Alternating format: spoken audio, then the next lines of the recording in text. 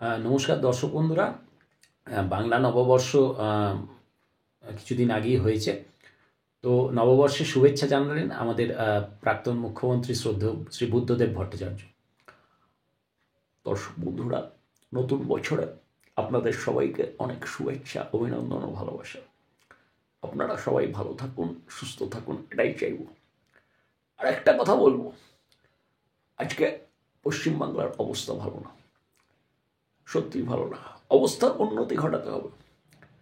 আজকে আমি বলবো, আমরা চেষ্টা করেছিলাম শিল্প আনতে, আমরা সিঙ্গুর করতে চাইছিলাম, আমরা পারিনি।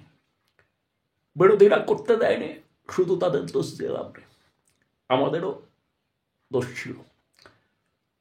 তারা তো করবেই, তারা তো বিরোধী, কিন্তু আমাদেরও ভুল ছিল। সব মিলিয়ে আমরা পারিনি।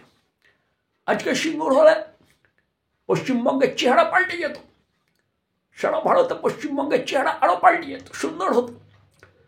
লক্ষ লক্ষ ছেলেমেয়েরা চাকরি পেত, তাদের বাইরে যেতে হতো না। কিন্তু আমরা ব্যর্থ হয়েছি। কিন্তু আমি আপনাদের বলছি, আমরাই করব, বামপন্থীরাই করবে।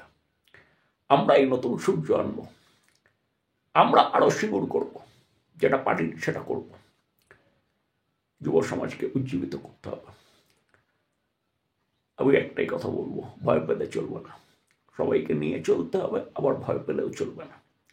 আমি ভয় করব না, ভয় করব না। দুবেলা মরার আগে মরবো না ভাই, মরবো না। সবাই ভালো থাকবেন, ধন্যবাদ।